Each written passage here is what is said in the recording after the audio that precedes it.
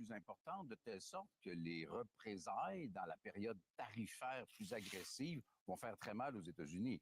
Mais il faut négocier de façon rationnelle et il ne faut ni subir la peur, ni instrumentiser la peur à des fins politiques. Monsieur Singh, conclusion, ensuite, ça sera le débat ouvert. C'est une question de priorité. Et pour moi, c'est le moment d'investir, pas de couper. C'est le temps de protéger ce qui est cher à nous, comme nos agriculteurs, notre culture, la langue française, pas les sacrifier. C'est le temps de défendre qui nous sommes. C'est quoi nos valeurs?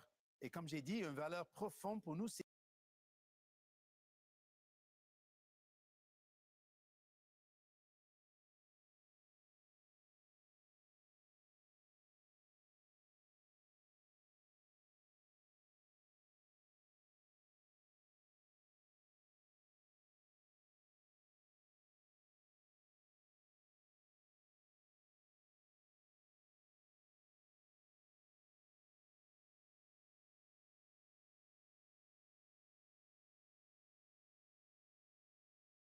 So I ask you the question, which of you first is capable of standing up to Donald Trump? Mr. Poilievre. I am, because I'm going to put Canada first. I will never compromise Canada's interests, and I will control what we can control here. Obviously, no one will be able to control the decisions of Donald Trump, but we can control our economy, our domestic economy, by overturning liberal economic policies that have weakened our country and made us more dependent on the Americans. Mr. Poilievre, you would make Canada more like the United States. You would Americanize our healthcare system, privatize it. Everyone knows that's what conservatives do. That's not true. Mr. Carney, you said that you're better? All right. First of all, I know how to negotiate. And I agree with Mr. Singh. We need to start by saying what's never going to be on the table. The French language, Quebec's culture, and supply management will never be on the table. Our resources, that's the first thing. Second, in terms of Mr. Blanchet's point, the opportunities that we have with the European Union are there, and I've already started building new relationships with the European Union. As Prime Minister, I met with the President of France and with the President of the European Commission. There's a lot to unpack in there, let's be honest. And perhaps it's right. You say that you're an expert in managing a crisis, but you say you're a negotiator. But, well, perhaps negotiating with tax havens. But when it comes to trade agreements, I haven't seen the proof. We apparently have to believe you with no political experience. And so I find it's kind of funny because people say we have to unite and work together. On the one hand, you have never spoken to me before this evening. You're not trying to figure out how to collaborate between equals, Quebec, Canada, Mexico, European partners. You're trying to score divisive points that only serves the United States of America. All right. I've just started as Prime Minister. I've been Prime Minister for a month. In the first week, I signed an agreement with the premiers of all the provinces, the Premier of Quebec and the premiers of all the provinces and territories concerning free trade within Canada. It's also an agreement that deals with trade corridors. That's an example. That's an example. You haven't sat with any premiers. You've sat with MPs that will be elected at the same level as you if you're elected. The problem, Mr. Carney, is that your party has been in power for 10 years. And in that time, it's not meetings that are going to change things. It's your policies that have blocked resources. C-69, which blocks not just pipelines, but also dams, mines, and liquid natural gas exploration. We have a deal with Europe, a trade deal. The Conservatives negotiated it, but liberal legislation has prevented development, and you continue to support those laws. Those laws need to be repealed and replaced with laws that will unleash our resources and allow us to export abroad and allow us to become truly economically We'll and talk about that later. sovereign and In a war, have you need to energy determine sovereignty your as well. priorities. Mr. Carney, unfortunately, your priority is, well, you had time to meet with the king, but you did not increase the amount of money people receive when they lose their jobs due to the trade war. These days, people receiving EI get maybe half of their salary. For people who have already lost their jobs, that is not enough. It won't cover the bills. It won't cover their rent costs. That shows your priorities. For me, workers are number one. We need a system to support our workers. We'll hear some in a few seconds, but Mr. Carney, response, and then I have another question for Blanchet. Well, first of all, we need to fight in a trade war. We need to fight with counter tariffs. And all the money collected from our counter tariffs will go directly to workers and the businesses that are the most affected by this trade war. They won't be used for tax cuts the way that Mr. Poilievre is going to do. You always want to increase them. You're a liberal. We want to cut just taxes started as Prime Minister for a and fourth liberal term. I've just started. You were Justin Trudeau's economic advisor. Have you forgotten that? Honestly, let me cut in here. Both of them would cut taxes for billionaires and millionaires. They have already done it in the past. Your first step was to reduce taxes for the millionaires. Pierre Poilievre would do the same thing. That's not You're true. not thinking of regular people. We've cut the consumer carbon Great. tax. That's what Mr. we did. Singh, Mr. Blanchet, we've been telling Canadians for several days that it would be better to have a minority government. You said it clearly. With Trump, can Canadians not want a majority government that's stronger? I don't know where that reasoning comes. The minority government would be weaker than a majority government. Go tell that to the Germans, who have only governed through coalitions recently. Many countries have coalitions, and if that is the population of the people, then great. At this point, it's possible that Canadians and Quebecers, perhaps, choose to trust in someone who has the least experience in politics. Quebec has a different economy, different interests, different everything. We want a parliament where our economic difference is taken into account. Let's talk a little bit about Mr. Singh, minority in terms of the minority governments. government, The whole point of a minority government is to help people, to make a difference in people's lives. But honestly, Mr. Blanchet, unfortunately, in the last minority government, you showed that you were as useless as the monarchy is. You did nothing for people. What is worse, you voted against measures that would help Quebecers. Dental care, pharmacare. These are measures that have helped hundreds of thousands of Quebecers. Quebec jurisdiction, dental Exactly. care, health care, People in Quebec, pharmacare, people money in that we Quebec, send to Ottawa.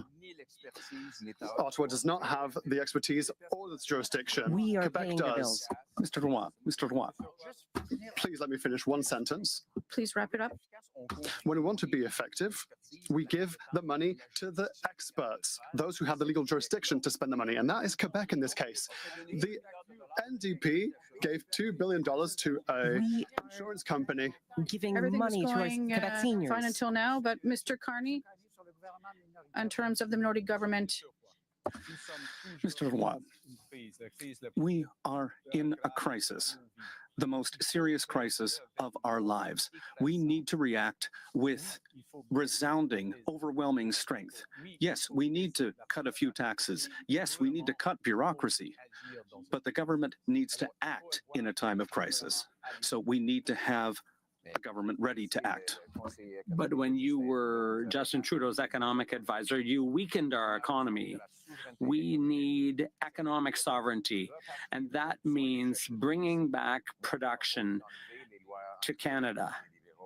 And I would reverse liberal policies around development. I would expedite construction permits. We would have pre-approved permits, and that and I would also make sure that we could send our energy to Europe to break Europeans' dependence on Putin, and to break our dependence on the The U.S. Conservatives and the Liberals both prioritize the ultra-rich, not you, not Great, regular we do Canadians. have a segment on that. That's the difference. We have a segment on energy and pipelines, so we'll come back to that later. There are people who are watching us who are concerned. There will be negotiations with the Americans, obviously. Well, you'll all say supply management here, but I'd like to say that Canada gave up market shares during the last 3 trade deal negotiations. We're talking about more than 450 million a year in losses for Canadian farmers. So what is something you wouldn't concede in a I negotiation? will defend supply management. I will defend the French language. I will defend our healthcare system. I will defend our decisions and our laws. We will always be sovereign. And the way we're going to restore that sovereignty, Canadian sovereignty, is by making our economy stronger. We need to cut red tape by 25% for businesses. We need to reduce development charges, taxes on housing. We need to support labor and energy and domestic production. That's how we can be more Supply sovereign management. Well, I'll go around the table. Mr. Carney, in the face of the U.S. It's nice to say supply management, but we've said it 3 times and it hasn't been done. So, Well, this is the first time that I will be at the table if I am elected as Prime Minister. I've said a number of times, and since the beginning of my campaign in Mauricie, we'll never touch supply management. We won't put Quebec culture or the French language on the table. And I think we all agree on that point. And that's important. We have to be very clear from the beginning when talking to the Americans. One area that we don't agree on is that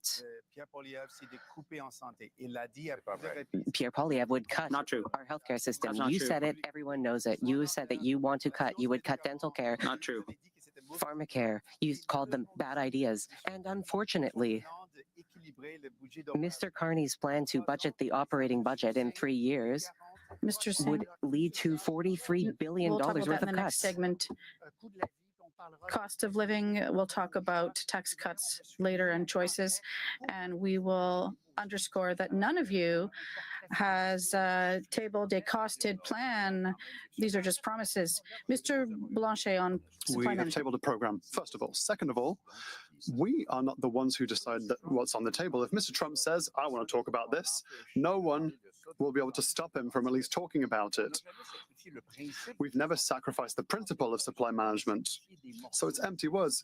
Little bits have been sacrificed every single time at a cost of hundreds of millions of dollars every single time. All Mr. Trump wants is a wave of Wisconsin milk with hormones, with no protection against So antibiotics. what would you do concretely? We will bring back an act that everyone approved. The Liberals before Carney approved it. Everyone had approved it, but then there were certain intrigues with unelected senators. There's a number of unelected And members of Parliament law that would- seem to be making decisions. what would protect better? Well, maybe I agree with that law, but my point is that we need to invest in Canada.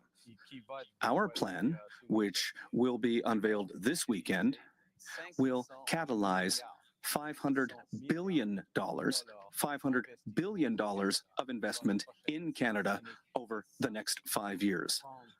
And that will be important in our negotiations with Mr. Trump. I'd like us to listen to a worker together from Stellantis. For him, this crisis with the U.S. is very clear. He's just lost his job. I was laid off by Stellantis because of the trade war with the U.S.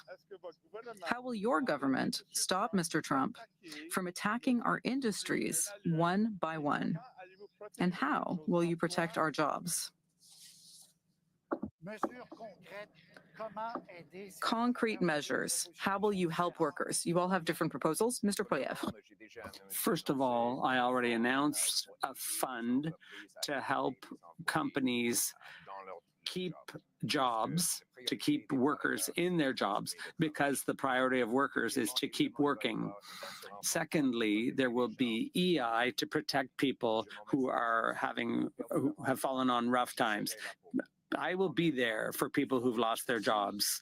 At the same time, we need to stimulate investment to strengthen our economy and to encourage new companies. We need to unleash our natural resources, and we need to create more jobs in resource industries. We also want to create more jobs for tradespeople at a time when they need work to build new houses. Let's stay on workers. Mr. Singh. If a business wants to sell cars in Canada, they should be required to have a factory in Canada, a presence in Canada, and I would put this in a law. We are a major market. If you want to sell here, you should create jobs here.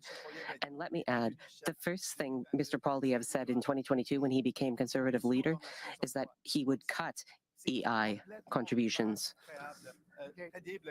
So it is not credible that he would increase support to people when he talked about eliminating contributions. Mr. Blanchet, for workers, you've said you want to go back to a pandemic-style wage subsidy. The principle of that. We said that even before the campaign.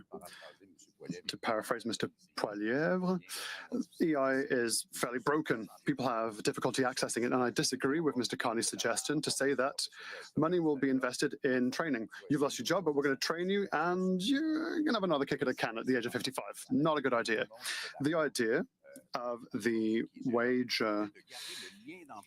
subsidy was to allow the worker to have a link to their job by giving them a subsidy so that the employer, should they want to, could rehire them someone who had the skill to do the job. So there would be a transitional period where there could be temporary job losses, like for the case we just heard. Well, first of all, three things. All the money from our counter tariffs will go directly to workers. Second, we have a strategic fund for manufacturing in Canada, specifically for the auto sector. And third, our counter-tariff system for the automotive sector contains an incentive of $7 billion for the automakers to keep production and workers here in Canada. That's very important. But the reason that we've done all of this is so that we can have strong positions to negotiate with Trump. Just to conclude, I think we need to encourage Canadians to buy Canadian-made cars. And that's why, as long as there are tariffs, we will scrap the GST on cars and trucks that are built here, mainly built here in Canada. Good, because my next I think the tariff is a good idea. What allows companies to buy and sell more, then yes, I do agree with that approach. 70%. Mr. Poilievre copied our idea. We announced the GST lifting for Canadian-made cars before him. Now, there are a lot of things that are in all of your platforms, but we'll come back to that. Now, 70% of Canadians say that they're buying fewer American products. That's a big number. You leaders, could you please name me one made in USA product that you no longer buy? I buy my own strawberries. So you don't buy strawberries anymore? I buy Quebec strawberries, and I do my own shopping, by the way. What products have you not bought, Mr. Carney? No more wine, no more alcohol, no more American alcohol. I do my own shopping, and I cook at home. Lots of products. Fruits, there's a lot of Canadian apples. So you're making an effort? Yes, I'm making an effort with apples, other fruit, strawberries. Strawberries. Everyone is eating a lot of strawberries these days. I bring it up because I do my own grocery shopping, which Carney does not. This is a delicious conversation. It's beef in my case. I buy Canadian beef. It's the best beef in the world. But I never buy American strawberries either. Organic Okay. beef from Quebec Next is also theme. not bad. Well, let's share some of that All someday. right. It's very beautiful to see. Our next theme is the cost of living.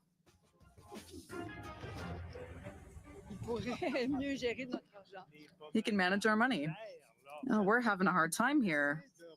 I hope they'll be able to balance the budget and maintain the same quality of services.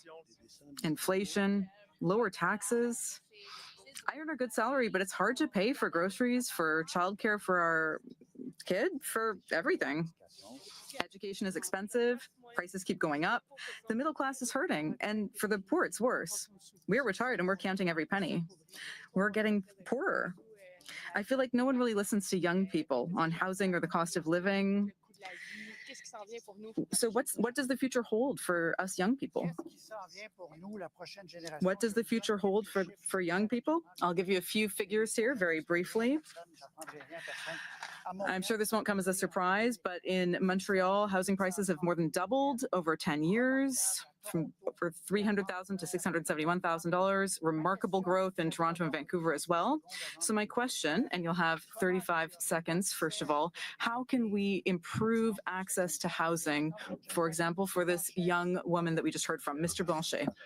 Clearly, it's through the starting capital and another GST-based policy. There needs to be access to capital for their down payment. My children can't pay for a house. A lot of them have jobs, good jobs. It's essential that we give them a little boost using public money, for example. And it's not during a crisis and that in cutting budgets that we will be able to do so. We need to reduce speculation on house prices. We need to invest in affordable housing, social housing, student housing to give a good price and reduce pressure Thank you, Mr. in Blanchet. the Mr. Poilievre, residencies of 35 Canada. seconds. I'm with you, with all those who are having a hard time affording their groceries, or young people who can't buy a house. After a decade of liberal inflation, liberal policies have increased the cost of living the most in 40 years. I will cut your taxes for the average worker by 15%. We will scrap the GST on new homes, and we will incentivize municipalities to speed up permits and construction so that young people can once again buy a home and restore the dream of home ownership. In order to fix this crisis in the cost of living, we need to make sure that Canadians have more money in their pockets, and they need to have more Canada in their pockets. So that means a tax cut for the middle class. And our plan is almost $800 per family. Cut the GST on first homes and increase competition.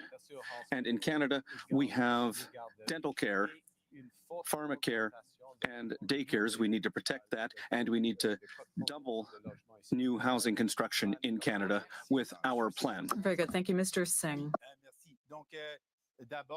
Thank you. When I talk to people and the cost of living comes up, there are two main topics. First, grocery costs. Second, housing costs. For groceries, major grocery giants are gouging us. We saw this with the price of bread, the price of meat. They drive prices up, and they are gouging the Canadian public. We would put price caps on essential groceries. We would also stop corporate landlords from buying up affordable housing and apartments. We are in it for you. Thank you very much, Mr. Singh. 245,000 housing units were built in 2024. You've all promised to massively accelerate the pace of that construction. The Liberals have said 500,000, the NDP 600,000. Mr. Singh, you're going to start this part of the open debate. Do houses grow on trees?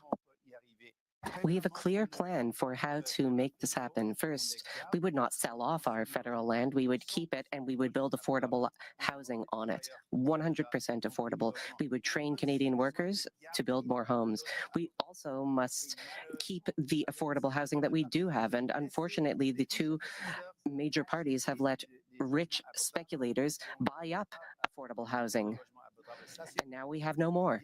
That's a major issue. We need to keep our affordable housing and build more housing in general. A couple of ideas. First of all, I'd like to talk for Quebec. There are delays of hundreds of thousands of houses to be built, and we don't have the human resources to do so. But there are initiatives for small housing, for social housing, modular housing, that would allow us to build quicker with fewer resources and cheaper to accommodate as many people as possible. But I'm looking forward to hearing everyone's financial framework, because the Conservatives want to cut. They're going to have to cut spending at some point as well. The Liberals want to cut in revenue but increase expenditure. There's some financial magic that's in there somewhere. I would like to hear their financial framework or even their electoral platforms. In a minute, that would be the nice. plan. But Mr. Carney, 500,000 housing units. And we need to get started so that we can get the housing market working better with a reduction in bureaucracy at the municipal level and in fees. But we are proposing a new institution, Build Canada Homes, which is going to build affordable homes using lumber from Quebec, using lumber from British Columbia, using Canadian wood, and using new Canadian technologies. We are going to create a new industry. It How seems can to me you say 500,000 units? I mean, I could say 800,000, No, 400,000. Where's this coming from? You know, if I can have 35 seconds, we need to add funding of $25 billion for the development of affordable homes and $10 billion for... Mr. Poilievre, you haven't costed your objective. yes, of we will 600,000. in our platform, which is going to come out in a few days. But Mr. Carney, you're repeating exactly the same promises that Justin Trudeau has been making for 10 years. During the Liberal decade, when you were the economic advisor, the cost of housing has gone up, and you inflated the cost of housing then too. You have a terrible record in England for real estate costs there, the real estate prices. The problem is that the Liberals want to build bureaucracy. They want to balloon bureaucracy by creating new departments, new bureaucrats. We don't need more bureaucrats. We need more homes, more new doors on new homes for young families. The reason why housing has become so expensive today is because of taxes and bureaucracy. I will eliminate the GST on new homes. I will incentivize cities to free up land and accelerate permits so that we can build your home. Mr. Singh, then Mr. Carney. Let us talk records. Mr. Poilievre, you were yes, a housing absolutely. minister. How many homes did you build? Over 200,000. I'll tell you, 6. You built 6 homes. 200,000. 6. 200,000. We cannot believe what you you're asked saying. the question. Can I we answer cannot it? believe Mr. Poilievre. He only built 6 homes 200,000 when he was in power. Can I answer? We know the answer. Can it's I 6. answer? It was 200,000 that year, and the cost of the average home was $450,000. So thanks very much for reminding everyone of my record. It was a good record. During the 10 years the Conservatives were in power, rent doubled, housing costs doubled. And then when the Liberals came in, they doubled again. Unfortunately, Mr. Carney benefited from the housing crisis when he was the board chair at Brookfield Investments. His company benefited from the housing crisis by buying up affordable buildings and tripling rents. Mr. Carney. Okay, Mr. Poilievre's approach is everyone for themselves. In the COVID crisis, he said, okay, let's cut taxes, let's cut bureaucracy. This crisis now that we're facing, the greatest crisis of our lives, he's saying, cut taxes, cut bureaucracy. In a crisis, you have to do that to a certain point, but you have to act as a government. And if I may, you need to have capital to catalyze investment. And with a small amount of catalyzing investment from the Government of Canada, we can create huge private investment and a new Canadian industry. All right, Mr. Blanchet, then Mr. Poilievre. Another proposal that I find interesting is to allow parents who have money in savings for their retirement to take the money temporarily to help for their kids' down payment. That's not $500 billion that will be required. These are not civil servants that will be fired. This is a logical decision made by parents like myself who want to help their kids without money from the state, with a tax measure that helps retirees who want to help their children. Would that not be more concrete than programs after programs that are just empty words and for which there's no financial framework? Yeah, I'll come back to that in a minute, but let's let Mr. Poilievre conclude because you were having a conversation with Mr. Carney. Mr. Carney, in 2020 and 2021, you said that inflation wouldn't happen and that it would have been a good thing if it did. You were quoted in the media and you even advised Justin Trudeau to print money, and that's what caused our inflationary crisis. You're just like Justin Trudeau. You have exactly the same policies, the same approach. We need change. And you, Mr. Carney, you do not You don't embody represent change. You represent the ultra-rich. Mr. Poilievre is not Justin Trudeau. I'm not Justin Trudeau either, okay? In this election, the question is, who is going to succeed? Who is going to face Mr. Trump? Same parties, same ministers, same caucus, same ideology, same hostility against Quebec. It's not just because the leader changes that the philosophy will magically change overnight. You are all proposing, or just about all of you are proposing tax cuts. We'll see them up on the screen here. Mr. Carney announced that on the first day of the campaign. Mr. Poilievre's been announcing them for a long time. So for a couple earning $90,000 a year, you can see the numbers up here: $1,299 in savings for the Conservatives, $1,011 for the NDP, $577 for the Liberals. And the cost of those measures is really what I want to underline here. Mr. Poilievre, you're spending more on tax cuts than the NDP or Liberals. Now, you've all arrived here this evening with no costed financial plan. It's been a long time since we've seen that at the time of the leaders' debate, the leaders don't have a costed plan. So we don't know how you're going to pay for these tax cuts. Now, I'm going to be careful how I word this, but don't you think it's irresponsible to Canadian voters to do this? Mr. Carney, you said you've got the numbers, but where's your costed plan? As I've just said, we'll be presenting our costed platform this weekend. But why not earlier at an event? There are 10 days left in the election campaign. It's about the same thing as Mr. Poilievre, as I've seen. And it is going to be costed, and the operational budget will be cleaned up. We'll balance it in 3 years, but at the same time, we will be investing in Canada and in Canadians. Mr. Poilievre, where would you make the cuts? This comes back to my earlier question to Mr. Carney. In terms of the costed plans, what do you have to hide? Will transfers to provinces go down, for example? We're going to cut consultants. Believe it or not, a Canadian family is spending $1,400 in federal tax just to pay for consultants. That's been a 100% increase. I'm going to cut consultants. Secondly, we're going to cut the cost of bureaucracy through attrition. People will be retiring and we don't need to replace all of them. We can slowly, gradually reduce the cost of the bureaucracy. Third, we're going to pass a dollar for dollar bill. For every new dollar in spending, there will have to be a dollar in reduced spending. And we are going to generate $70 billion But again, more in you revenues. and Mr. Carney don't have a costed plan that we've seen.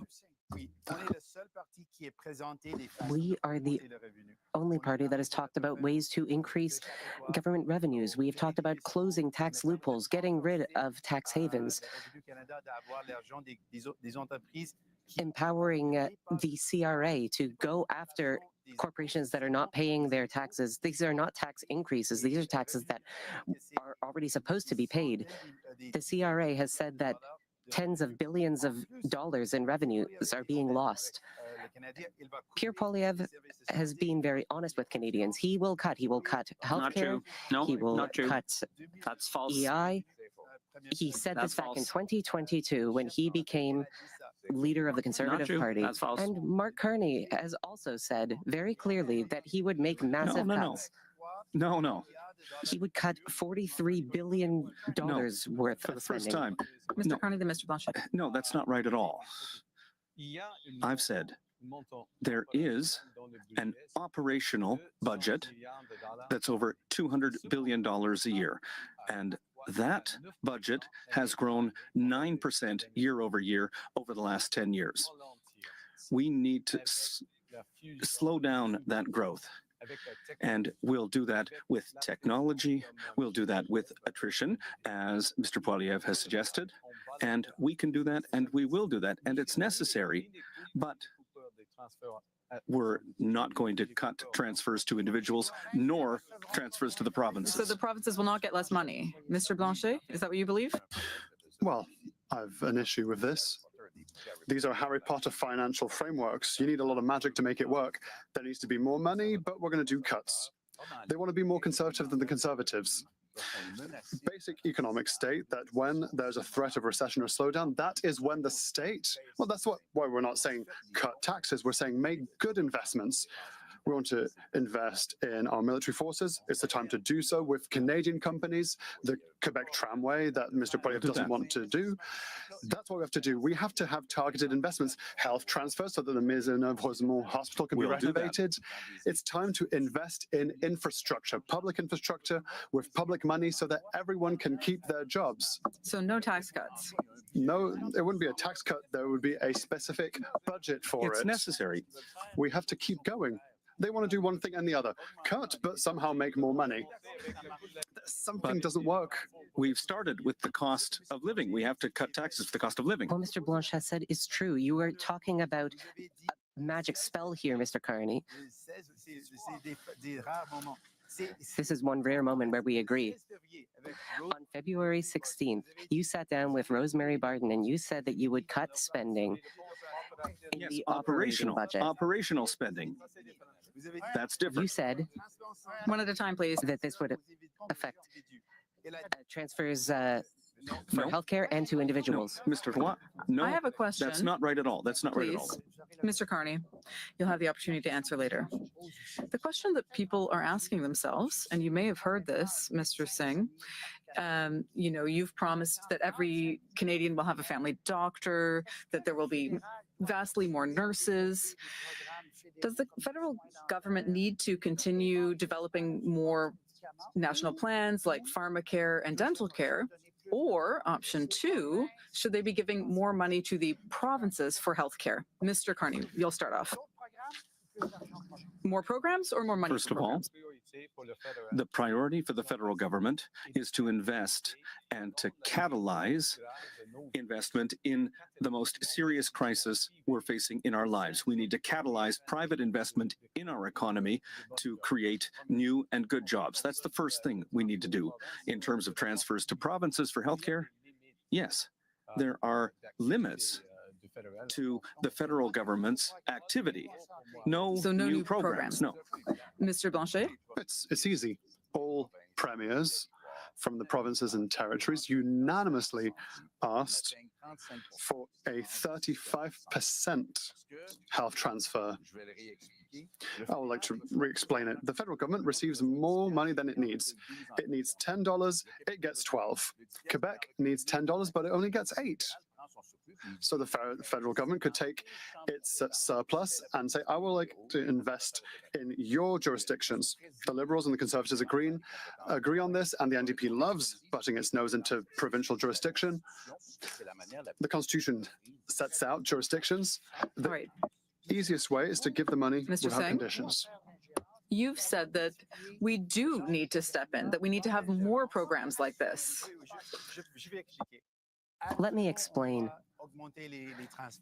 Absolutely, we need to increase health transfers. Absolutely, in order to help out the provinces. What is more, we are now in the midst of a crisis, a healthcare crisis. It is being felt here in Quebec and all throughout the country. We should recognize that a leader is someone who looks for solutions, not excuses.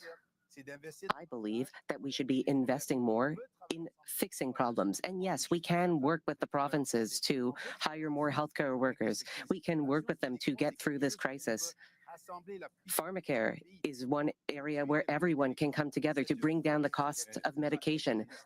We believe in helping people. Deciding Quebec's priorities isn't your jurisdiction. I don't go to your house and tell you how to paint your wall, do I? It's money that you would refuse to give Quebec. We can do two things at once. We can transfer money and then work with the provinces on other solutions. Mr. Poilievre, more money to the provinces or more federal programs? I think the federal government is taking too much tax revenues and delivering too little. And that's the Liberal track record after 10 years. And the question for Canadians is, you can't afford your groceries and you can't afford your rent or your housing because it's too expensive now after 3 terms of Liberal government. Will a 4th Liberal term change things for you enough for you to be able to buy a house and have a beautiful life? Okay, for the health program, I didn't on understand. healthcare, no. What I propose on that is a program that the federal government could coordinate, and that is to do with licenses for doctors and nurses. It would be a voluntary program, as has previously existed, to allow immigrants to be licensed and be able to work in our hospitals to reduce your wait times. So everyone agrees on health transfer. The question is, the 13 premiers of the 13 economies of Canada, Canada doesn't have one economy, it has 13 economies. These requests were made to stop the deterioration Very good. of the healthcare system. Next theme. Energy and climate. The carbon tax was something that was supposed to help the environment, but now, what are we doing for the environment? It worries me a bit. Our planet is starting to die. I really want to see someone who can prioritize climate change and the economy in Canada. We shouldn't be building a pipeline. The environmental consequences are very serious. Even if for ecological reasons, it's not the best solution. Well, I think we have to think about it. There was a good project in place, but then it was dropped. A pipeline would have a major impact. We may have to make sacrifices if we want to be more independent. Drill, baby, drill, says Donald Trump. But I have a very simple question for you, and I would like just a simple answer as well. You have 35 seconds, open debate. Do you want Canada to increase oil production? Yes or no? Mr. Singh. I would be in favor of investing in clean energy, renewable energy. With our public money, I would spend on projects like an east-west clean energy grid. That's the sort of thing we need. We need renewable energy for our future. That is where we should invest our public funds. So more or less oil or the same amount as right now? You want to increase it? That's what people want to know. Are you increasing oil production? There are a few measures that I support. Investing in clean energy, bringing down our emissions. We'll get to that in the open debate later. But the question is very simple, I think. Mr. Carn. Yes, more oil so that we can reduce our imports, especially our imports from the United States, a country that is threatening us right now. But in order to do that, we need to have low-risk oil. Canada is a low-risk country, and low-cost oil. Canada's more or less that right now, but we also need low-carbon oil because we need to be competitive over the long term. So at the same time, we need to have pipelines. We need to invest in carbon stockage, carbon capture as well. That's very important for our To that competitiveness. later. Mr. Poilievre, should we produce more oil in Canada? Yes. And we have to be able to get it to market by pipeline. Unfortunately, the other parties passed an unconstitutional law, C-69, which is a no more pipelines bill. And that's why Canadians and Quebecers now have to buy 139,000 barrels of U.S. oil every day. I will repeal C-69 to allow for the construction of hydroelectric projects, mines, and also pipelines so that we can get around Donald Trump and be sovereign when it comes to energy. There's a competition as to who will be the biggest oil head here. The Americans buy our oil, we buy their oil, because that's how geography works. I want less oil, but let us be clear. The one that approved 9B for Enbridge was me when I was the environment minister, but I say that we have to progressively wean off of petrol and oil because the cost on families will be far worse than what Mr. Poilievre says. Paying for the consequences of climate change will cost billions of dollars every single year per family.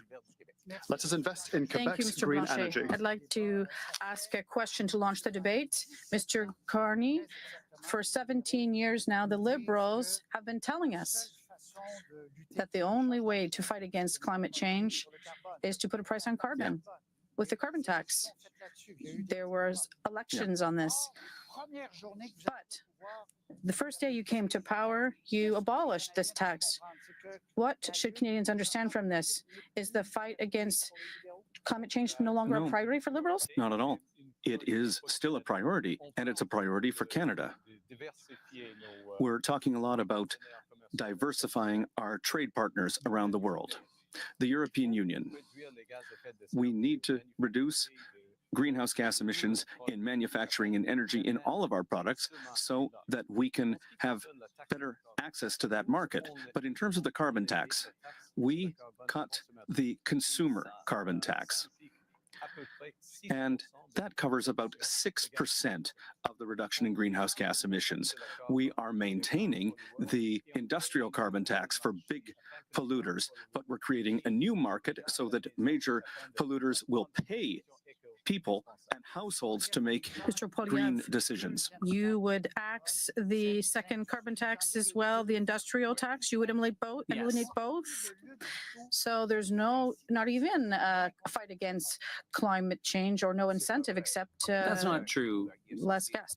There's a cost associated with using energy already, but my approach is a pragmatic one. For example, the National Bank calculated that if we export our natural gas, our liquefied natural gas to India, for example, to replace coal, that could reduce emissions in India by 2.5 billion tons. That's 3 times the emissions of all of Canada and would also bring a lot of money back to Canada. The Liberals are blocking the construction of the pipeline and of the LNG plants. For example, LNG Quebec is a project that would make it possible for us to sell our energy very profitably to Europe and reduce Europe's dependence on Putin. And that's what I would like to do instead of feeding into Putin's war machine. Mr. Carney's abolition of the carbon tax means that Canadians outside of Quebec will receive a rebate for several weeks still for a tax that has been cut. So this puts Quebec in an unjust position. What are you asking in this respect?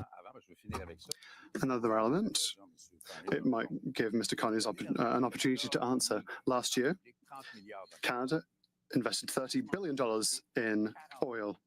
Trans Mountain cost $40 billion. It took 9 years to build it. That means that with only just these elements, that's $16 billion of Quebec money that was invested in oil. Do you want a great energy worksite? It's Quebec's green worksite. So let's invest there. With regards to the $3.7 billion, the government would preemptively reimburse the tax carbon. Now the carbon tax. Now they've cancelled the carbon tax before the elections, but they're still sending reimbursements for expenditures that people won't have to do because the carbon tax no longer exists. Quebec is responsible and still has a cap and trade system like California. We're being penalized. We're taking $800 million out of Quebecers' pockets. That's $100 per person, including newborn babies, $800 from everyone's pockets, $100 from everyone's pockets to offer electoral baubles just before an election. Is there not an injustice there? It's not an injustice. Quebec is a pioneer in carbon markets, and that's clear. First point. And the second point, Canadians outside of Quebec and British Columbia have paid the carbon tax, and as such, they receive the carbon rebate, and all Canadians, including Quebecers, will receive the middle class tax cut. Because we have what we've done, there's a principle here. There's an important principle here. Yes, you're going to speak in a moment. Just in terms of clarity for those who are listening to us, what reimbursement are you talking about? The rebate. No, not in Quebec. No, not in Quebec. But But there's a gas principle. prices are higher. There's a principle here. We are making people whole, people who paid the carbon tax. And we're doing that in a fair way. Europe, Quebec, and California has a system that incentivizes companies to We've reduce also- their greenhouse gas emissions. It's about 9 cents per liter, and it's Mr. much Singh. cheaper than the potential effects and the future effects of climate Just to change. get back to the debate topic, we are talking about the climate crisis here. That is not something that is a long way off. This is something going on right now. We are already in the midst of the climate crisis. We have seen it here in Quebec. Extreme temperatures, forest fires, flooding. I agree with Mr. Blanchet that it is too high a cost to bear, so we need to do something. I spoke with one mother before I became a father, and she said, I'm worried about my children when they play outside. I'm worried about the BC forest fires. Our children cannot breathe the air outside. And now that I am a father, I feel the same anxiety. With forest fires, people cannot breathe the air. So we need to do something. We need to protect our environment, and we need to protect our children. Mr. Poilievre, you're clear. You're saying that we need a pipeline. If, in spite of all of your efforts with the Indigenous nations, they say no, would you impose it in spite of all of your efforts? If Quebec says no, would you impose it? Well, first of all, you shouldn't assume that, because most Quebecers want a pipeline. According to the polls, look, there's no social acceptability for the status quo. Thank you very much. That is the most empty I sentence speak? I've ever heard in this debate Can so I answer the far. question? No, it's nonsense, absolute nonsense. I'll say what it means. I'll tell you. Quebecers who buy oil from Alberta, it's got to go through the U.S. currently, which gives Donald Trump power over our own energy. You say you're in favor of sovereignty. I'm in favor of economic sovereignty and energy sovereignty, and that requires a It's pipeline yet across another Canada. scarecrow. The US will never bomb their economy so much by sacrificing a You never hugely know. profitable product. That's such an amazing argument. How much will your pipeline cost? Trans Mountain cost $40 billion, but now you want a 4,600-kilometer pipeline without investors, with Europe that doesn't even Mr. want it in the Poilievre and first Mr. place. Just to clarify, I would never subsidize pipelines. That's unnecessary. They're very profitable. The only reason why it's expensive now is because there are rules and legislation that prevent the construction of pipelines because of bureaucracy. We're going to get rid of red tape. We're going to open this up to I'll ask my question again. Protections, cutting environmental regulations. If Indigenous nations, in spite of all your nice efforts, and talking about Mr. Carney and you who want a pipeline, if they refuse, what do you do? Refuse? Are you saying across the board? Yes, we've seen this. Because He can't say that. He doesn't get to impose his will. Mr. Poilievre, if there are Indigenous nations or provinces that are against it, what do you do? well, there are others who will be in favor. For example, Mr. Carney opposed a pipeline in the West, which would have enabled us to sell our oil to Asia, the Northern Gateway project. 80% of First Nations were in favor, 20% were against. And in a case like that, I think the majority rules. And I think we need to allow our companies to pay some of their taxes directly to First Nations to fight poverty through industry Mr. and Carney. production. That's our approach. Would you be ready to impose one? No, never impose. Can I respond, please? Never impose. No, but a couple of points. First of all, our relationship with the United States has changed everything. So imports from the United States and geography, as Mr. Poilievre has said, around pipelines, those are problems. Those are national security problems for us, and we need to act. That's the first point. Second, on March 21st, there was a meeting of the premiers. All the premiers were here in Ottawa, and we sat down and we agreed. All the premiers signed an agreement to have an energy corridor that would cover oil, natural gas, clean energy, and critical minerals. And with that, and with a process with Indigenous leaders, we can and we could have a solution to this problem. And that's an example of leadership. That's an example of bringing leaders together to meet a national goal. We need to do more than that over this crisis. I'll ask the question again. If ever Indigenous nations No, I've said no. I've against said it, no. you forget the project? Well, no. You cannot force projects on people. Listen, it's a question.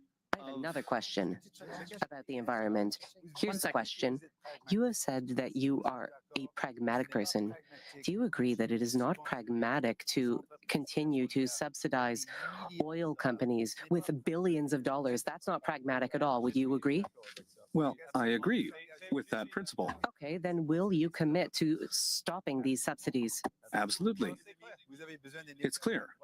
This is why you need New Democrats. Look at that. We No, got a commitment but from it's Mr. not Carney. new. It's not a new commitment. This is why you need New That's not a Democrats. new commitment. Let's be very clear. Mid-February, British Columbia. You, like all other Canadian leaders, said something in English that was, if necessary, you would use the executive emergency powers. You said it. I heard it again yesterday. You would force pipelines through Canada and through Quebec. No. After No, 2 no, days no. after that, with No. Mr. Roy, That's not it. That's not it at all. no, please be nice, we're almost friends. But then you said to Monsieur Roy, I would never like to force this. So it's not rules that stop this, it's social acceptability that stopped this pipeline because people said no. Mr. Carney, please reply. Okay, no. It's the use of emergency powers for the federal government. That's for federal approval. But there also has to be approval, for example, here in Quebec. There has to be approval from the provinces and the support of Indigenous people. This is Canada. That's how Canada works. But another point, if I may, We're starting to see cooperation agreements come into place with the provinces to have one project, one evaluation, and that's going to accelerate the approval of major projects in Right, Canada. Mr. Blanchet, you said that I have a greater chance of signing the Canadian Constitution than approving a pipeline. But how could you really paint yourself in such a corner and say never, ever? If our relationship with the U.S. gets worse, the pipeline goes to the United States, if our ports become trickier in terms of imports, what would you do? What would Mr. you Trump's tie your hands? threat is a very serious one, but he won't self-destruct the American economy. And Americans think that Canadian oil is in their backyard. There's no rule that stops oil from being built or circulating, but Quebecers didn't want it, and Mr. Carney said, I will like to respect Quebec's environmental rules. So there are certain elements that are incoherent from him. Never. It's still no, because Quebec is the best placed in the world to develop a green super energy market that goes right to the south without asking Ottawa's permission. Why would we invest in oil that doesn't have economic benefits for Quebec if it means that we still pay more at the pump? Two quick comments. You are slightly behind in terms of the tramway and the third link. We're talking about the environment and public transit as well. So the third link, would you fund this or the tramway? One or the other, or both? Yes, for the Quebec City Tramway, we support public transit. We are against projects that are bad for the environment. So you're against the third link. Exactly. We are against the third link. We support the tramway. One solution to address the climate crisis, while at the same time helping our economy, is to invest heavily in public transit.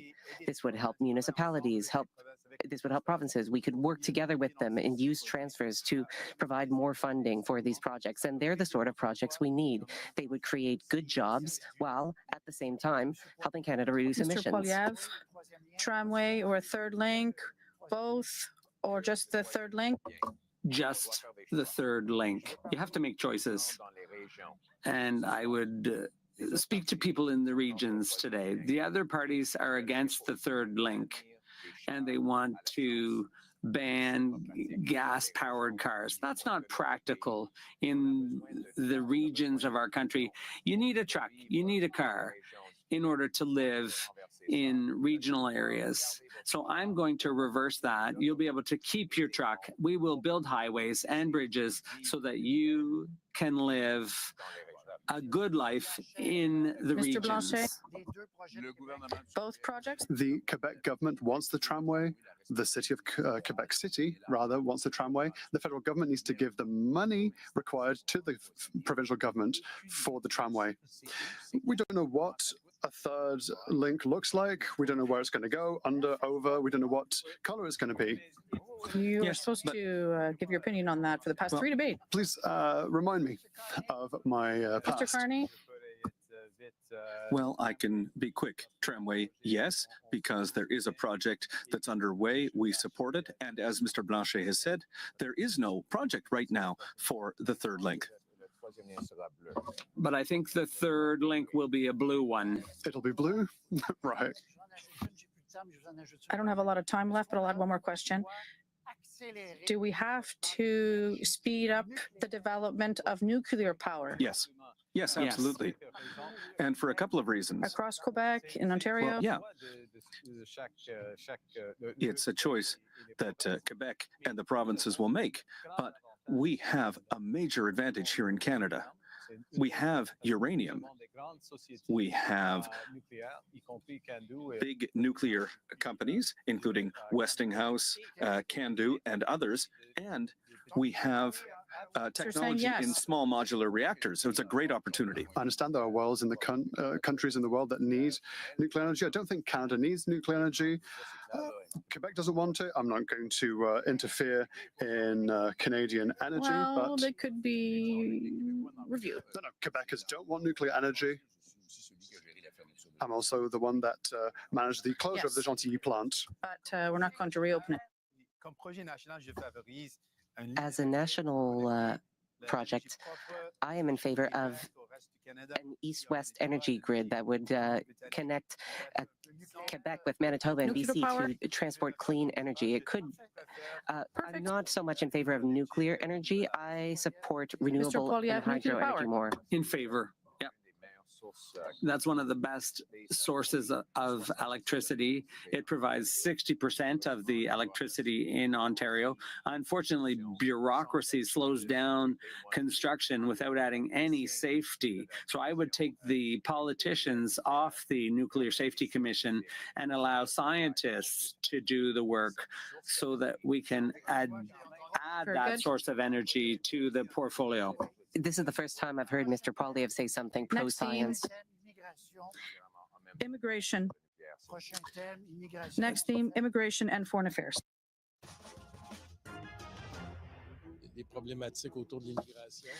There are lots of issues with immigration that are linked to Donald Trump. It's hard to immigrate these days. I'd like to stay if I can find a good job. We have to deal with people who are arriving in droves because people are arriving and they don't have work. Should we let them in or not? Why not? Why not welcome them if we have the capacity? Do you think we should let in anyone who wants to come? In the United States, there's one rule. In Canada, there's another. I think everyone should follow the rule. On le sait, il y a plus de 500,000 Haïtiens. We know there are over 500,000 Haitians currently living in the United States who are now being threatened with deportation. They might lose their temporary protection. I'll show you the numbers here. This is Se sont présentés à l'ACOL, au poste frontalier. the number of people crossing the border in Saint-Bernard-de-la-Colle. 1,411 people in the first half of April. That's more than in March, February, or January. So you can see the numbers are growing. Simple question. You have 35 seconds each. Would you accept these Haitians into Canada or not? Mr. Carney. Well, first of all, this is a question of humanity. This is a human issue. And these are some of the most vulnerable people in North America. But there are limits. We have to be human, but we have to be realistic. Canada cannot accept everyone. And we have an agreement with the Americans, the Safe Third Country Agreement. And under that agreement, we will send back most asylum So seekers. they would be mostly sent back to the U.S. Mr. Blanchet. The rules aren't tributary to the origin of the requester. We can't say we'll welcome the Haitians, but tough luck to the Venezuelans. The rules need to be the same for everyone. I'm particularly sensitive to this because I often meet with Haitian representatives. They are francophones, and so it's easier for them to integrate into Quebec. If Quebec is able financially to welcome them, then I'm sympathetic. But the rules have to be applied, and Quebec's welcoming capacity is at its very limit. The formal rule now would be to send them back because they are in a safe third country, i.e. the U.S. Mr. Singh. In general, we should do our part. It's a question of humanity and compassion. We appreciate the fact that our country is founded on immigration. That is something important to us. We want immigration levels that are in line with our needs. But yes, we need to take in people, but if we cannot accept people, well, we don't want them to have a bad life here in Canada or in Quebec. So we need immigration, but we cannot take everyone. Yes or no?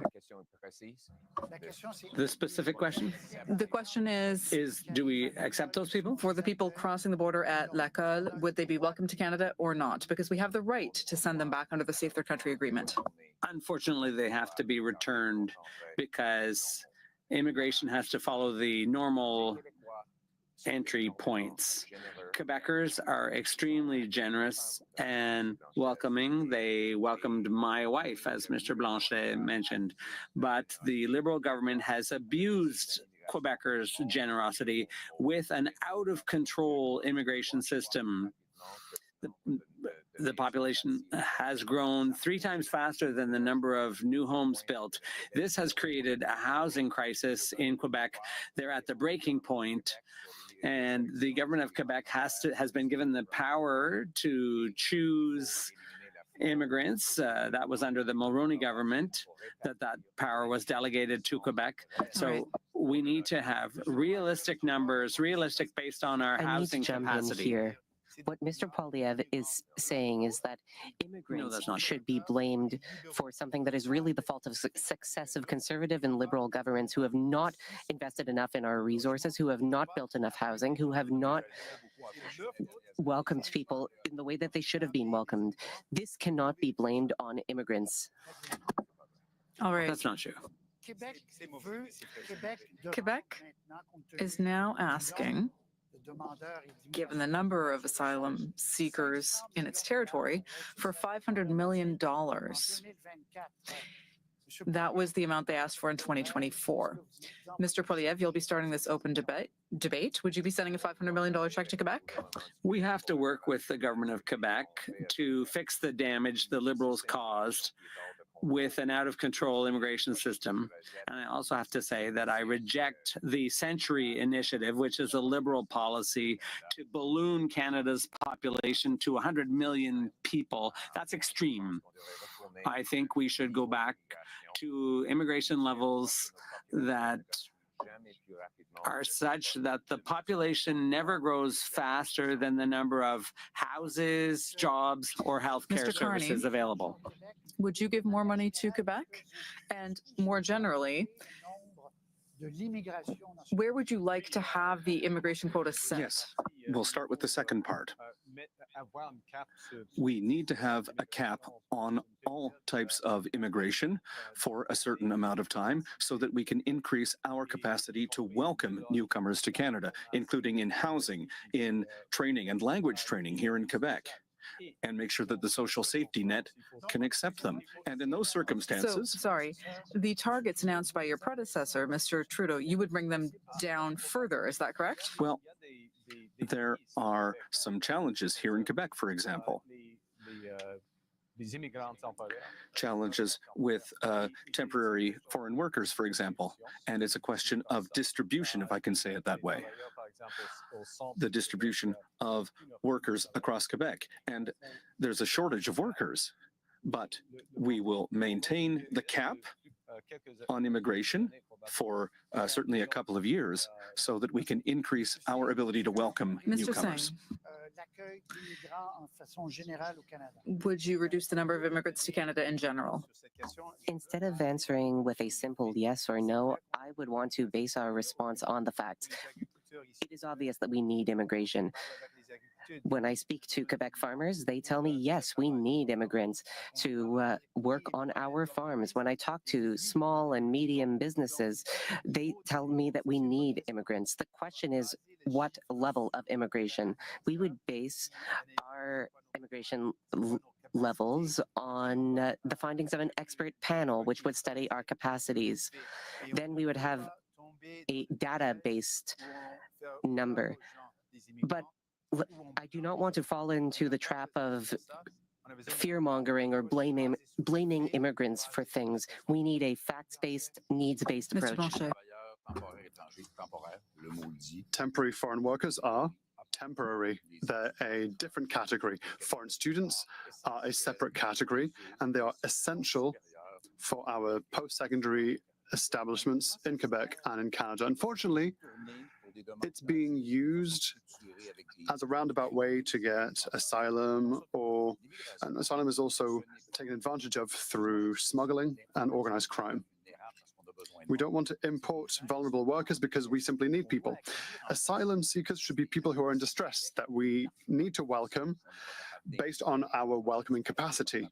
We are not currently in Quebec able to welcome as many people that are arriving. Quebec needs to be able to establish what its targets are. And one clear element, the federal parliament, with a Bloc Québécois initiative, decided to force the federal government to consult provinces within 100 days to determine how many immigrants would be welcomed.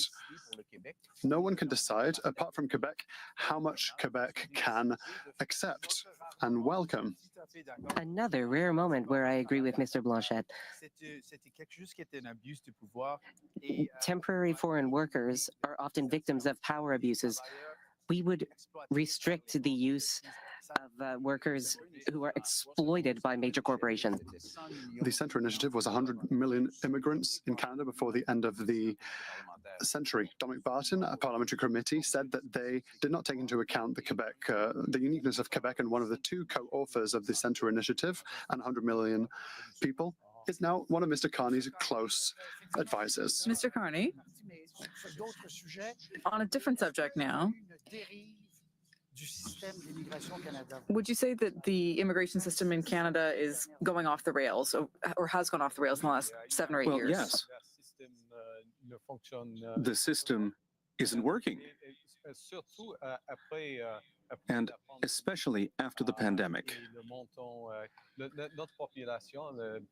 Our population has gone up, I think, at about 3% per year because of immigration. And that's why we need to have a cap for a certain period of time. And I'd like to say that Canadians, Quebecers, and all Canadians, they want to welcome immigrants.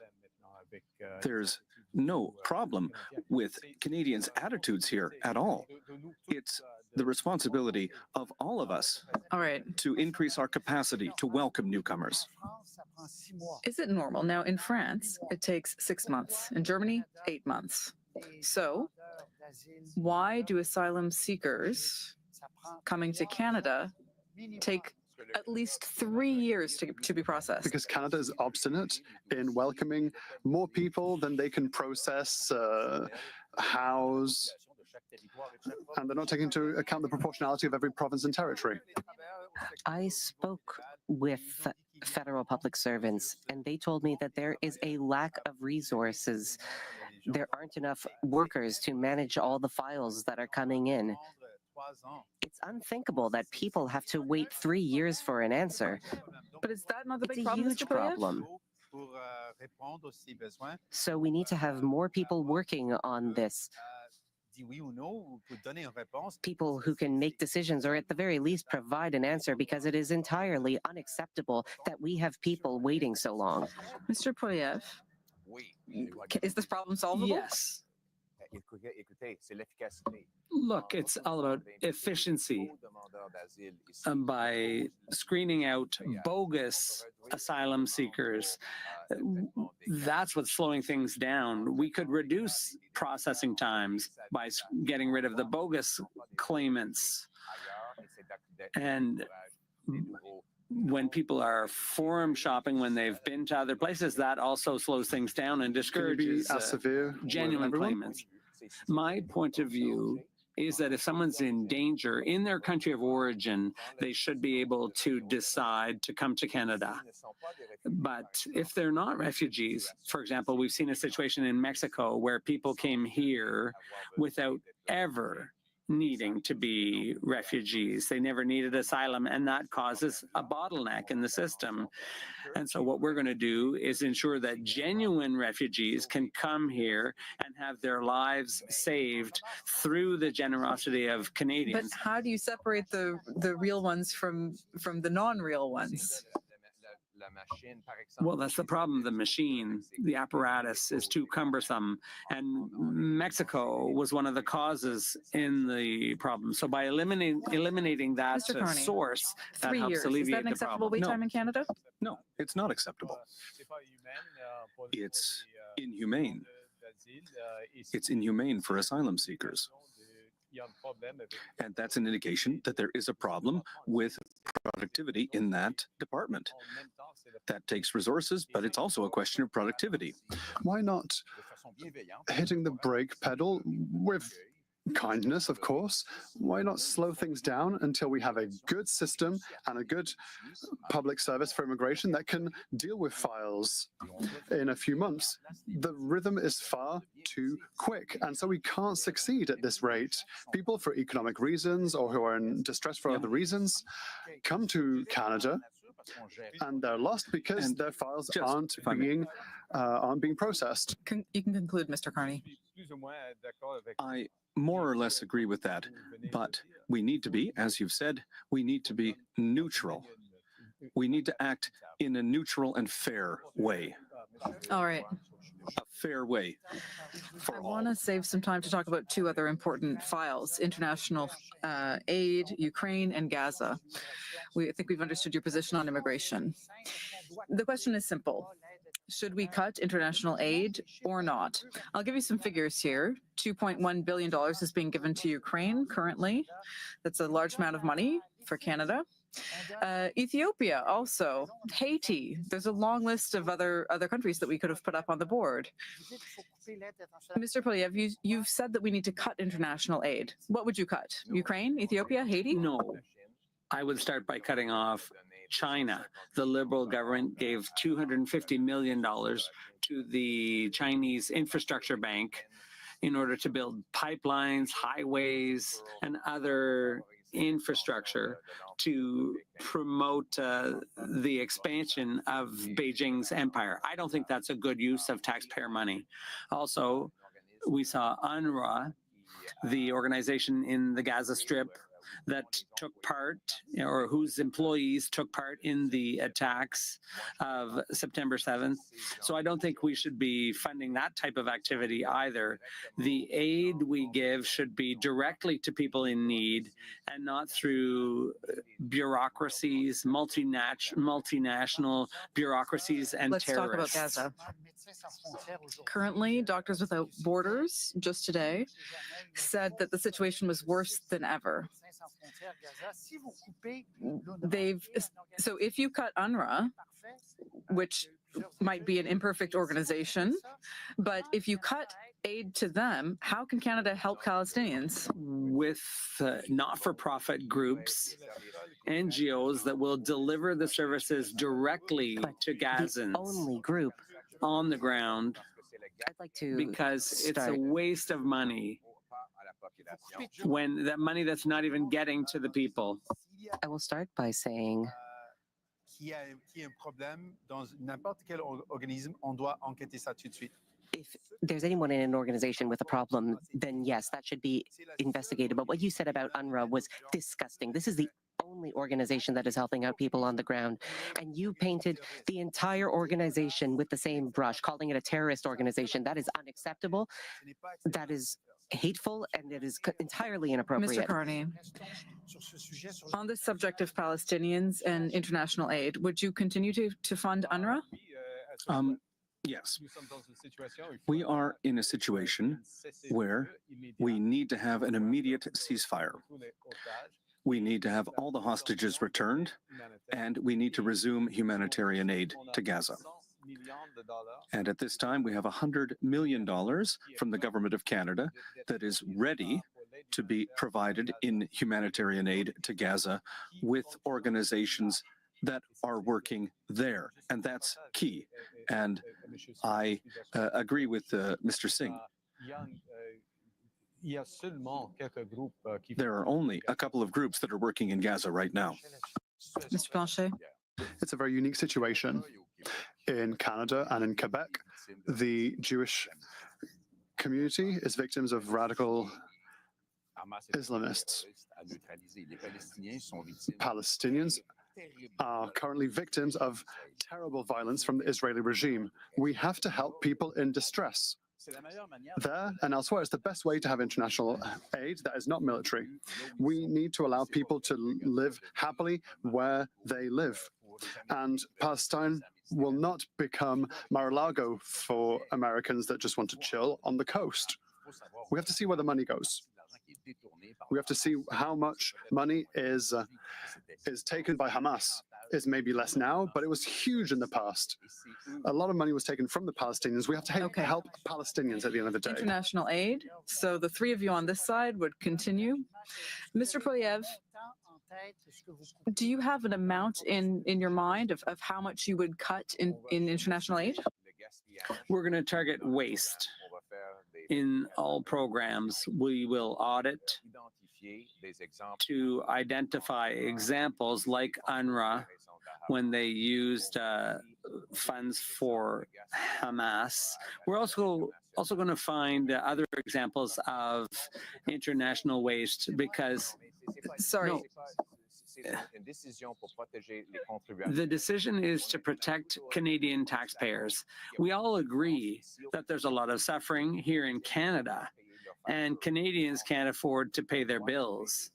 So we need to find some savings in order to reduce the cost of living here in Canada. Mr. Roy, I would like to come back to And we need to look at all departments in order to find those savings and protect affordability no amount in the Canada. question of Gaza. Mr. Singh, I'm sorry, everyone's had their piece to say. The situation is heartbreaking.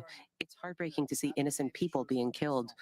Mr. Carney, why don't you call things as they are? This is a genocide. People in Israel do deserve peace and security, but people in Palestine do as well. What is going on right now is a genocide against people in Mr. Carney, Palestine. you can conclude. Why won't you admit it?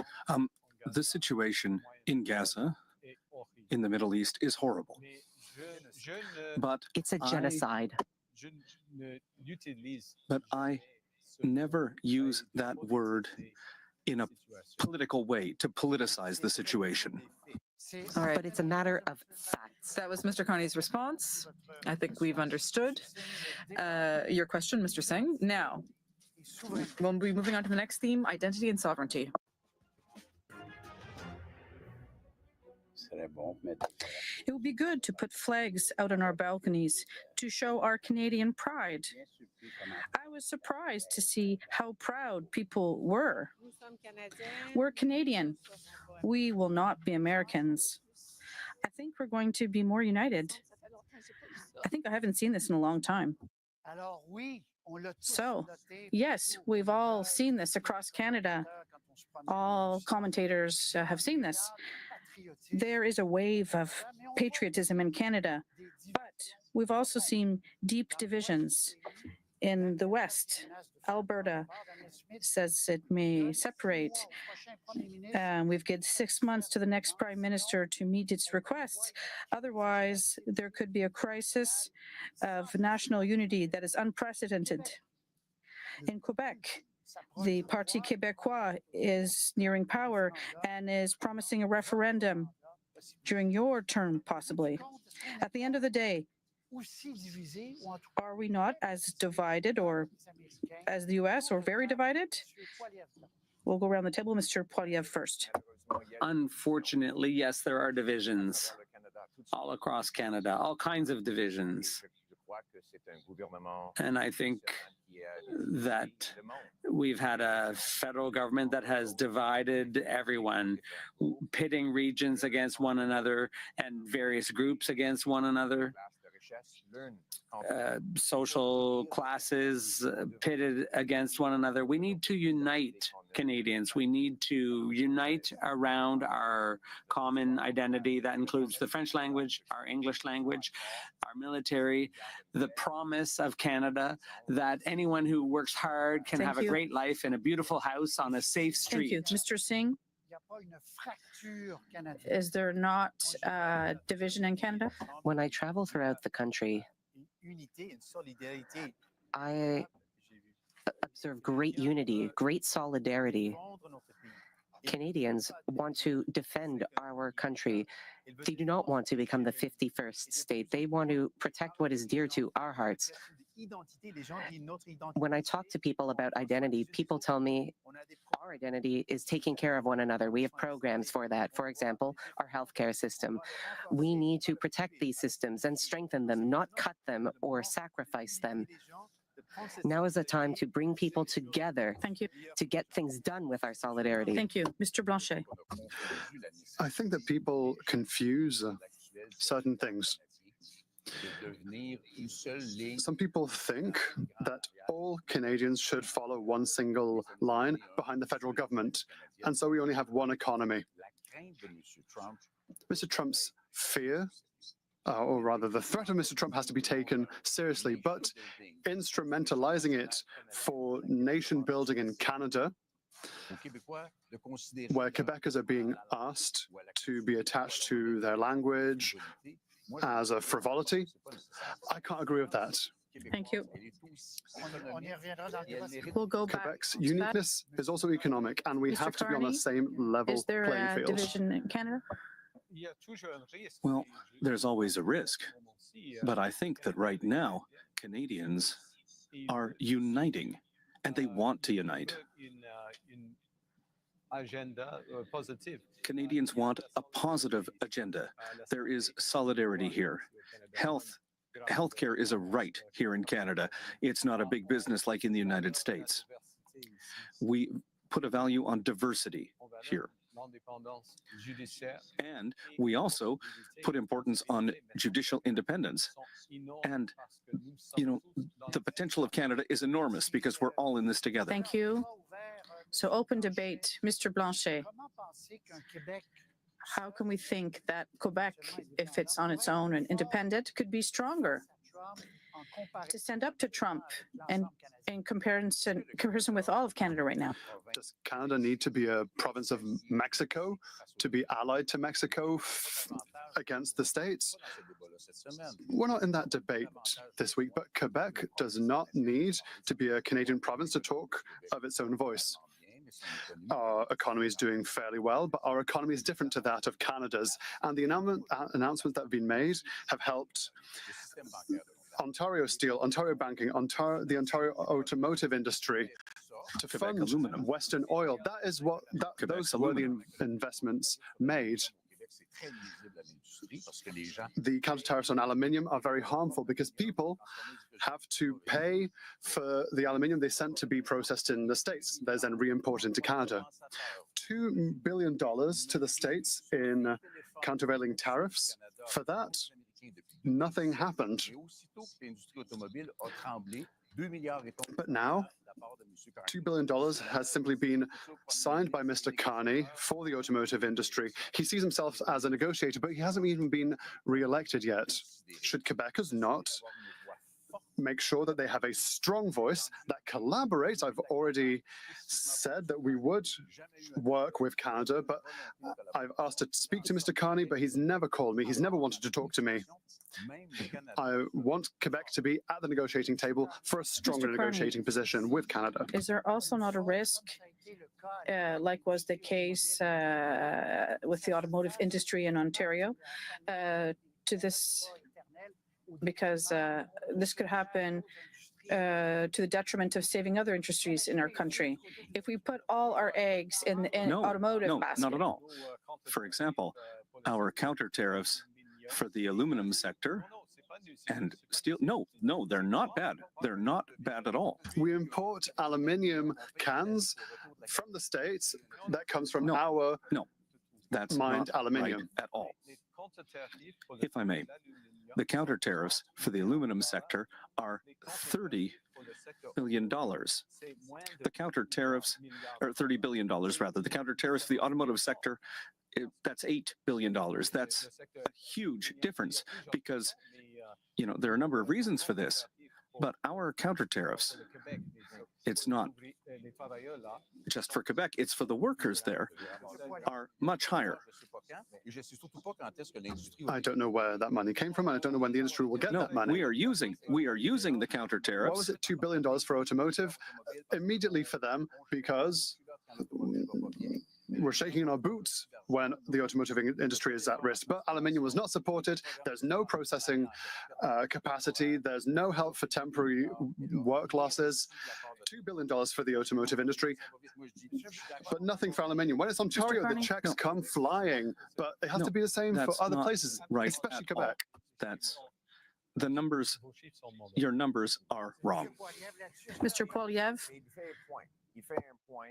Yeah, but he's got a point when he says that the weakness in our country right now threatens our unity your Liberal government for 10 years has the worst track record on immigration, on housing, on inflation, on crime. But doesn't it embarrass you to ask Canadians for a fourth term of office after the worst Liberal record? I've just become leader. And same members of parliament, it's the same old promises. Leader. And I've been Prime Minister for 1 month. And in that month, we have an agreement with the provinces. We have an agreement with Australia. We have an agreement with France. We have an agreement with the United Kingdom. We have set up negotiations for the next Prime Minister, and that's a decision that people at home are going to make. And we've done all of that in this short time. And we've also cut the tax. We've put in place programs for workers who are most affected by this tariff war, and all that in 1 month. Okay. Quebec sent a letter with 5 requests. No one responded to it. We made requests, but we keep hearing, oh, we've spoken to provinces, things are great with Quebec, but we didn't get any response to our letter. Is it because of the final straight of the election campaign? What's going on? Mr. Carney, you described healthcare as a right, and I agree with that. But you are talking about massive cuts to healthcare. You Not at all. admitted it. Mr. Singh, I let you speak earlier. The long-time Liberal government House Leader, Karina Gould, agrees that there would be Mr. cuts. Singh, cut his mic. Monsieur Singh, parce que là, je vous ai dit tout à l'heure, je vous ai laissé aller, mais là, on I let you speak more earlier, but now we're nearing the end. We're talking about Quebec and French. Does Quebec have the right to defend French, even at the cost of using the notwithstanding clause upstream? Mr. Poilievre. Yes. Quebec must defend French. It's the common language of Quebec, and I will defend French. My father was a francophone from Saskatchewan. I lost my French a little bit when I was a teenager, but I married a Quebecer. Our children speak French, and I understand why French needs to be protected. And that is why I will continue to support laws and policies that allow Quebec and the federal government to protect French all across Canada. Using the notwithstanding clause to protect something. You're against that, Mr. Carney? Well, there is a general question here around the use of the notwithstanding clause in a preventative way. And it's not necessarily a question just for Quebec. It's been used in Quebec, but it could also apply in Alberta, Saskatchewan, and Ontario. And it has. And so the question is, do we have rights and freedoms here in Canada? Are we equal? And we need to consider the right balance. Certainly, but the use of the notwithstanding clause in a preventative way, that's a question for the Supreme Court. Mr. Blanchet, in terms of the use of the notwithstanding clause, obviously you have no problem with that. Jean Chrétien, on behalf of Pierre Trudeau, negotiated with the provinces, and it led to the notwithstanding clause, and this wasn't signed on by Quebec. It was tested. It's not the type of use that is in question, it's how it is used. The Supreme Court has already decided. Mr. Carney wants to turn to the Supreme Court to disagree with itself in the decision it made with Quebec. It's all funded with Quebec money. Interveners from Quebec who have challenged this to the Supreme Court. You are going to take Quebec taxpayer money to contest a Quebec bill that is under Quebec jurisdiction. That was adopted by the National Assembly of Quebec. Mr. Singh, on this notwithstanding clause for French. I believe in protecting the French language. During this debate, I have tried to bring up health a few times. Mr. Roy cut me off a number of times. Look at my time on the clock. Every time I tried to bring up healthcare, I was responding directly to something that Mr. Carney said, because health is something that is important for me. It is about identity. It's something I am very passionate about. And every time I tried to bring it up, Mr. Roy called me out and cut me off. That is not fair. For me, the question of healthcare is crucial. When I talk to people on the street and ask them what is important to them, they say universal public healthcare. People ought to know that the other leaders on this stage tonight would cut healthcare funding. And I think that's wrong. No. Not now, Mr. Blanchet. No. The Neither two Mr. major leaders Blanchet have nor both I have said that. this, and I need to tell people because it's important. This is what I believe in. This is what I believe in and what the No, NDP but believes in.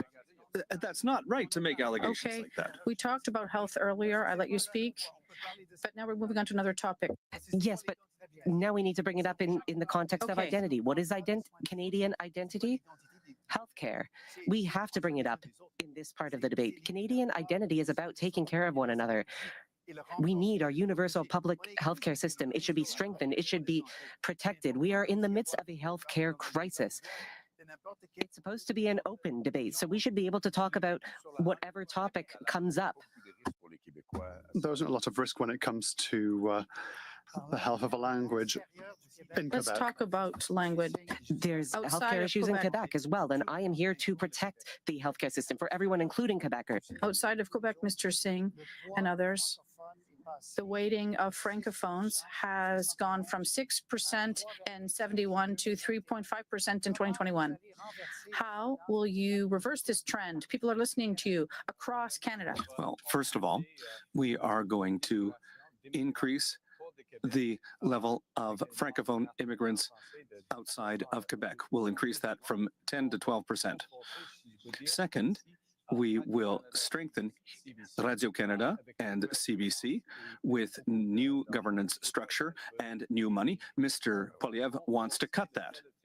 We are going to strengthen the telefilm industry and the Canadian Council for the Arts so that we can increase training. All right, Mr. Poilievre. First of all, the Conservative Party supported the federal legislation to ensure that federally regulated workplaces in Quebec follow Bill 101. We also will increase funding to allow young people to take part in French immersion for Anglophones coming from outside Quebec, and that will enrich the French language. And third, we'll make sure Quebec has more control over immigrant selection so that they can better choose those who can be franchised and integrated into the labor market and Quebec culture. That's what we want to do to protect the French language. Mr. Poilievre, of course, your position on Radio-Canada and the CBC has created a lot of concerns. You've continued to say that you would protect Radio-Canada because it provides a service to Francophone minorities across the country, but you would abolish the CBC. How is such a thing possible? Well, it is possible. We have news networks. But they share the same buildings. You understand how difficult it is. I do understand the situation. I will protect Radio-Canada's services because there's already other French language news services. TVA is an example. So it is possible to have news service that's focused on French news services, and the CBC can just operate with its own revenues as an NGO, And what would the as a timeline? non-governmental organization. The principle is that the government should simply do what the market cannot do, and the market would never be able to provide exclusive French services to Francophones all across Canada. So there is a role for the government to play in defending French news services. When I was a young person in Calgary, that was the only way for me to get news in French. So I would protect those services Mr. Poilievre because is there's a good saying- reason to do that. Let me translate that. Mr. Poilievre wants to get rid of Radio-Canada and No, that's not CBC. And then he would write a check to other companies so that they can provide French language services. That's the wrong thing to do. We would protect Radio-Canada and CBC, especially in the context of a misinformation which is undermining our democracy. I'm not a francophone, but I am a francophile. I love the French language. I have fallen in love with it. It enriches our country. Having Quebec benefits all of Canada. The forward-thinking ideas that have come out of Quebec, we need Quebec. We need the French language, and we will protect them. For the first time since 2011, there are no women here as leaders. I met with a young woman. This is a very short clip. I met with her earlier this week. Do you have a question for the leaders, something you're concerned about? In Canada, the status of women. Yeah, the status of women. You're worried about things moving backward? Yes, that there could be a rollback of women's rights by some parties. That concerns me. My question, would you commit to making sure that there are no women's rights that are rolled back? And for example, would you push for having free contraception, as is already the case in some provinces? Is that something that you would commit to, starting with Mr. Poliev? We will not eliminate that. We will protect women's rights. I have a message for Canadian women who are watching. We will not pass legislation that would restrict the right to abortion. That's been our policy for 20 years, and it won't change. That's a guarantee that I make to you. We will, in fact, broaden women's rights by dealing with crime against women. Women are often victims of assaulters who are released because of liberal legislation. They're released repeatedly, and that allows serious criminals to repeat offend against women. And we are going to lock those people up. We're going to lock those men up to protect women against violence. Of course, our party believes in women's rights. We would never allow for any backsliding on that front. You brought up pharmacare. Well, it was the NDP that forced the Liberal government to bring in pharmacare. It covers now diabetes medication, but also contraceptives, and we believe that is crucial. Rights are important, but being able to access the rights is also important. We are also the only party running a candidate slate that is half women. The other parties have seen backsliding on their candidate slates in terms of diverse people and women. But for us, it's an important issue. Our candidate slate must represent the Canadian public, and that means it should be half women. For us, we will always defend women's rights and also access Thank you, Mr. to those rights. There is no member of the Bloc Québécois that will be able to table a bill or motions that are against abortion. Preventive Maid will also not be allowed. With American influence, we are in a very difficult place for women. There are many ways that invite women to participate in politics. We have reached parity with the Bloc Québécois. We wanted it to be 50-50, but in our current political culture, and I have many great women in my party, it's much more difficult at the federal level than in Quebec. Yes, I think that this an aspect of politics right now, the negative politics that we're seeing, it's becoming more and more difficult to recruit women as candidates, and really any candidate. But absolutely, we defend the rights of women all the time. But what I'm concerned about is the use of the notwithstanding clause. Not in a preventative way, but after Supreme Court judgments have been made. That, what does that do? It takes away Canadians' rights and freedoms. And it creates, and Mr. Poliev has proposed this I know the situation, but this is a very dangerous development, because if we start with that, abortion could be, give the right to reply. The right to abortion could eventually be next. Mr. Poliev, you can answer. Mr. Carney, I said in a case where a man kills 6 people in a premeditated way, and the court released that person, that means he served 4 years for each life he took. The criminal in that case will be free in 50 years. You're talking about danger. That's what's dangerous. Liberal laws that allow criminals to circulate on our streets. I will never excuse for locking murderers up. No, I'm sorry, but you're trying to change the Canadian Constitution. All right, That's what gentlemen. you've proposed. I would use Section 33 to put an end to the crime that liberals You're starting caused there, with their and policies. Where will you stop? By stopping murderers, yes. Everyone knows that there should be severe penalties for murder. You're trying to sow division here. Everyone agrees on that front. If someone kills someone, there needs to be a strong punishment. You're not No, that's special not for true. proposing that. No, the other three Everyone parties. agrees. Très bien, Monsieur Blanchet. All right, Mr. Blanchet, Vous allez revenir très rapidement. Il reste une minute. very quickly, please. Mr. Carney said that I voted for the new Official Languages Act bill. The money comes from the previous bill, and the official language minority community money comes from the bill.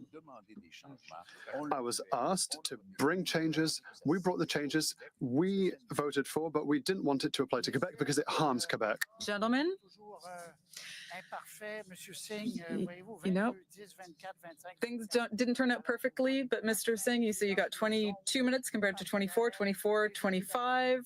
Roughly equitable. I'm sorry that I did have to cut off your mic, but I'd like to wish all four of you good luck with the rest of the campaign. And I hope that we'll see your costed plans as soon as possible so that we can see how much all of your promises will cost. And I hope that everyone listening tonight will be able to make an informed decision now. Voting starts this weekend. And the game. And the match? I don't know. Merci beaucoup. There's still a couple periods left. All right. Thank you so much for being with us tonight, ladies and gentlemen. That concludes this debate. See you next time. Good night.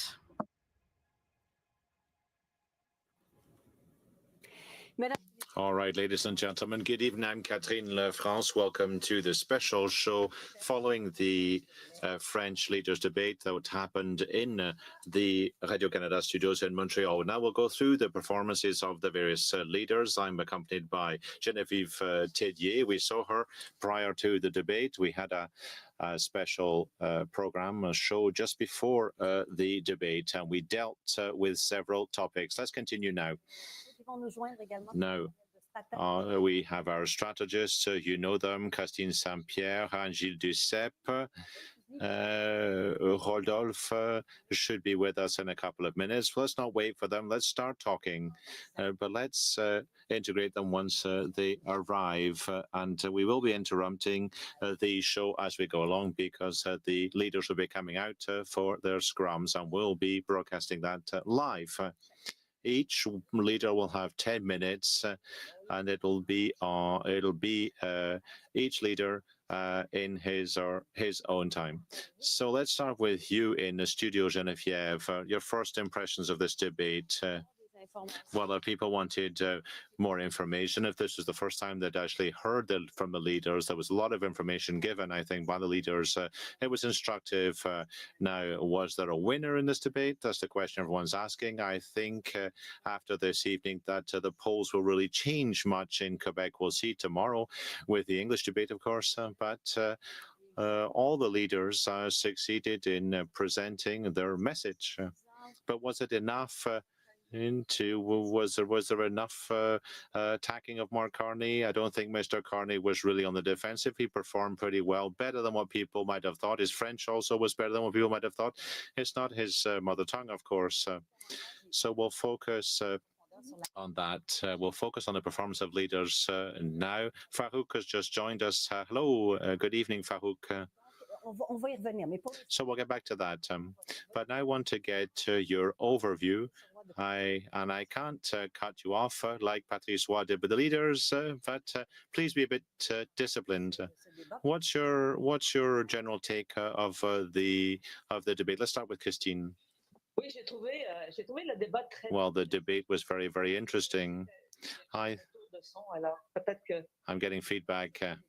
We'll try and resolve that, Christine. It's not easy when you can hear. You can get feedback right in your ears. Let's try again. Let's try again. We can hear you. Yeah, we can hear you very well. Now I can't hear you at all. So we'll come back to you in a couple of minutes.